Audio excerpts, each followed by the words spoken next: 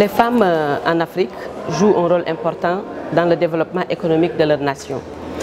C'est maintenant connu. Je pense que les recherches l'ont démontré à plusieurs reprises. Tout le monde sait en Afrique maintenant que les femmes sont dans tous les secteurs économiques qui contribuent à la croissance de leur pays. Elles sont surtout dans l'agriculture. Car, comme vous le savez, plus de la moitié des femmes africaines vivent en milieu rural. Et dans ce milieu rural, elles contribuent à 70% de la main-d'œuvre dans le domaine agricole. Et au-delà de ça, elles participent dans toutes les étapes de la production. Mais elles font face à plusieurs obstacles.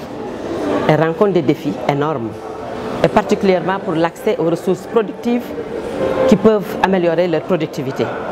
Et comme vous le savez, améliorer la productivité de cette masse de paysannes, de cette masse de femmes africaines, c'est améliorer la croissance et la lutte contre la pauvreté en Afrique. Donc, de mon point de vue, il est important d'intégrer ces femmes dans le processus de développement. Et comme l'a si bien montré le PNUD dans une étude très récente, l'exclusion de ces femmes dans le processus de développement en Afrique nous coûte 73 milliards de dollars de pertes par an, ce qui équivaut à presque 4 à 5% du PIB global de l'Afrique. Je pense que ça, c'est des données qui montrent que, encore une fois, il faut se pencher sur cette question. Et comme vous le savez, à travers la mise en œuvre de l'OMD 3, qui portait sur l'autonomisation des femmes et l'égalité des sexes, on a pu quand même faire des avancées.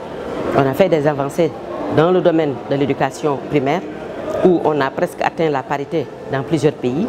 On a fait aussi des avancées sur la représentation des femmes au niveau des parlements nationaux. Presque, je pense, si je ne me trompe pas, 18 pays ont atteint plus de 30% exigés par l'Union africaine au pays.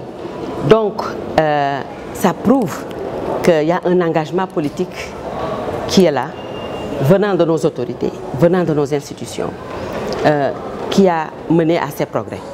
Mais ça ne suffit pas. C'est bon, on est engagé, mais il faut aller encore de l'avant pour faire d'autres progrès. Et dans le cadre de l'agenda post-2015, je pense que dans la mise en œuvre des ODD, on aura l'opportunité de travailler sur les indicateurs pour s'assurer que le genre est bien intégré, pour s'assurer que les politiques publiques et les politiques sectorielles notamment prennent en charge cette dimension genre dans ses objectifs. Je pense que c'est très important. Un autre domaine dans lequel on a fait des progrès, c'est au niveau de la santé maternelle. La mortalité maternelle a diminué de 47% en Afrique entre 1991 et 2013. Et ceci n'est pas négligeable quand on sait que c'est un problème très grave, si on peut l'appeler un fléau, quand on sait que des femmes meurent en donnant la vie. Je ne vois pas une inégalité plus grande, en tout cas une inégalité plus atroce et plus flagrante que celle-là. Donc ça demande encore des efforts supplémentaires à travers la mise en œuvre de programmes qui répondraient réellement à cette problématique, à travers la mise à disposition de ressources adéquates, de formations adéquates, pour qu'on puisse au finish en finir avec cette mortalité maternelle. Même au niveau du secteur économique non agricole, on a vu une augmentation de la participation des femmes. Mais malheureusement, les femmes dans le secteur informel en Afrique sont dans des activités qui ne sont pas très productives. Et ça aussi, c'est un problème. D'où la nécessité de faire encore des efforts au niveau de l'éducation, au niveau de la formation professionnelle, pour encore accélérer ces progrès qui sont en cours.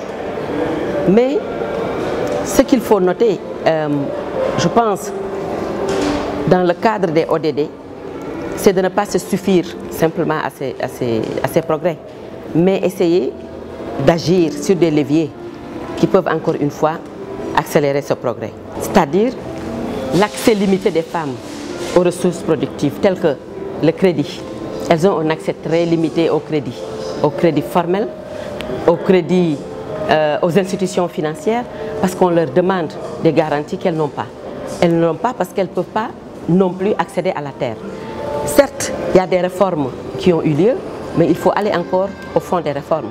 Les nouvelles lois sur l'accès à la terre ne sont pas réellement mises en œuvre. Et les femmes en souffrent. Je sais que beaucoup de femmes, même si elles ont des terres, ont des petites quantités de terres ou des terres qui n'ont pas la qualité qu'il faut pour augmenter leur productivité. Et là aussi, il faut agir. Leur accès aux nouvelles technologies me semble très important, dans la mesure où ça peut diminuer le temps fou que ces femmes mettent dans le travail domestique, par exemple, et dans le travail de leurs petits champs. Donc, c'est des points que je voulais relever ici, des contraintes qui ont un impact très négatif dans la productivité des femmes et qu'il faut lever.